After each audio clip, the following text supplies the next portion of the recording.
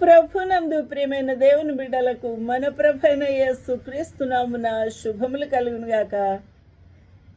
ఈ యొక్క ఉదయకాల సమయమందు మన ప్రభు ఆ మహోన్నతుడు అయిన యేసు క్రీస్తు ప్రభు యొక్క గొప్పతనాన్ని, ఆయన ఉన్నతమైన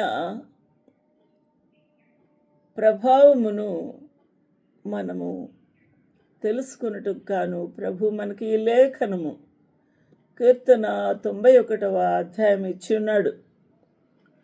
కీర్తనకారుడు ఈ యొక్క వచనములను కీర్తనగా పాడుచు ప్రభుని ఆరాధించుచు కొనియాడుచు ఉన్నాడు. ఈ వాక్య భాగమును మనం ఆలోచన చేసినప్పుడు ఆ దేవుని మహోన్నతునిగా వివరించుచూ ఉన్నాడు. అవును, మన ప్రభు మహోన్నతుడు. ఆ మహోన్నతుని చాటుకు రావాలి మానవుడు. మహోన్నతుని చాటుకు ఎవరైతే వచ్చి నివసించుచూ ఉండాలి, ఆ విధమైన తీర్మానము తీసుకొని అటువంటి కడగబడిన స్థితిలో, పవిత్రమైన స్థితిలో, పరిశుద్ధపరచబడిన బ్రతుకుతో నివసించుచూ ఉన్నవాడు, అనగా తన పాత బ్రతుకును కప్పివేసుకొని లేక సమాధి చేసుకొని నూతనమైన హృదయము, జీవితముతో, ప్రవర్తనతో ప్రభు అడుగు జాడలలో ఆయన నీడలో నడుచుచూ ఉండాలి.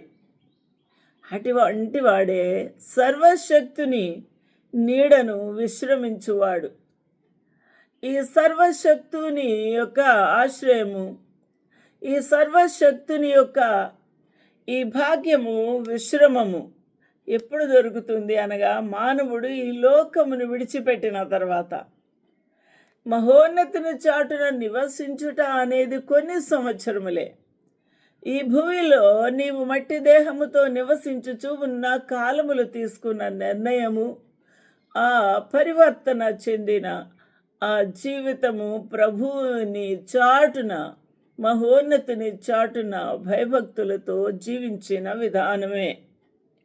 అది ఎక్కడికి నడిపించుచూ ఉన్నది అనగా సర్వశక్తుని నీడను విశ్రమించుటకు, అనగా ఆ ప్రభువు ఉన్న చోటులో నీవు విశ్రమించడానికి, విశ్రాంతి పొందడానికి, సంతోషించుటకు నీకు భాగ్యము సదాకాలము ఇవ్వబోతూ ఉన్నాడు.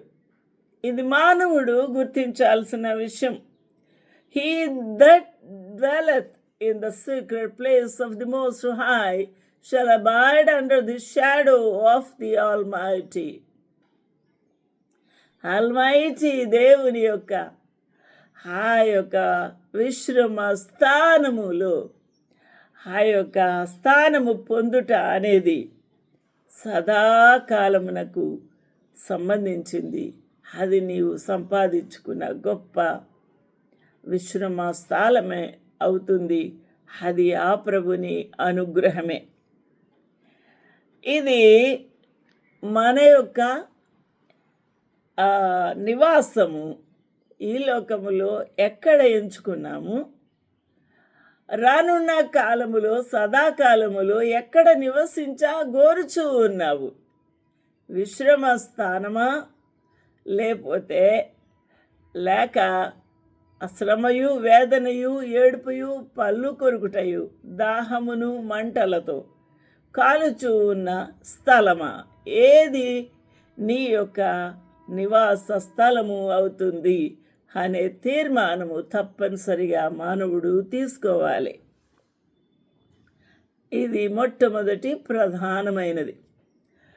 ఈ యొక్క 2వ వచనములో 91వ సంకీర్తన 2వ వచనము చూస్తే, ఆయనే నాకు ఆశ్రయము. ఇక్కడ మహారాజు గారు రాసుకున్న ఈ కీర్తన, పాడుతూ ఉన్న కీర్తన ఆయనకి ఏమీ రక్షక భటులు తక్కువ, కోటలు తక్కువ, ఆయనకు కాపుదల తక్కువ. ఏమి తక్కువ ఉందని? ఆయనే నాకు ఆశ్రయము, నా కోట, నేను నమ్ముకున్న దేవుడని నేను యెహోవాను గూర్చి చెప్పుచూ ఉన్నాను. ఇక్కడ భక్తుడు, రాజు, ప్రజలు ఉన్నారు, సంరక్షకులు ఉన్నారు, రక్షక భటులు ఉన్నారు. కానీ ఆయన చెప్పుకుంటున్న సాక్ష్యం ఏమనగా, నాకు ఆశ్రయము మీరు కాదు, ఆయనే, నా ప్రభువే నాకు ఆశ్రయము, నా ప్రభువే నాకు కోట, నా ప్రభువే నేను నమ్ముకోను నా దేవుడు అని నేను సాక్ష్యము చెప్పుకొంచున్నాను.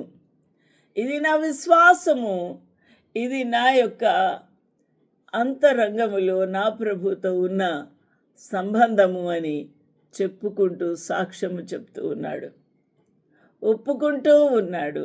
ఆ దేవుని మహోన్నతమైన సంరక్షణ, రక్షణ, కాపుదల, భద్రత, ఇక్కడ అన్నీ కూడా ఆ మహోన్నతుడైన ప్రభు అని ఆయన విశ్వసించుట, ఆయన మీద ఆధారపడుట ఇక్కడ మనం చూస్తూ ఉన్నాం. దేవునికి మహిమ కలుగునుగాక. 3వ వచనములో, వేటకాని ఊరిలో నుండి ఆయన నిన్ను విడిపించును. ఎందుకు అనగా, ఆయన నీడలో నీవు ఉన్నావు కాబట్టి నిన్ను వేటాడుటకు శత్రువు వాడు బాణములు ఆ యొక్క గురి ఒడిన కూడా వాడి ఉరిలో నుండి, వాడు ఉరి వేసి నిన్ను లాగుతాడు, గాలం వేసి లాగుతాడు, వాడు ఉచ్చుల వలయములోకి నిన్ను లాక్కొని వెళ్ళిపోతాడు. అటువంటి పరిస్థితిలో ఆయన అనగా నీ సంరక్షకుడు, నీ రక్షకుడు అయిన ప్రభువైన యేసు క్రీస్తు నిన్ను విడిపించును.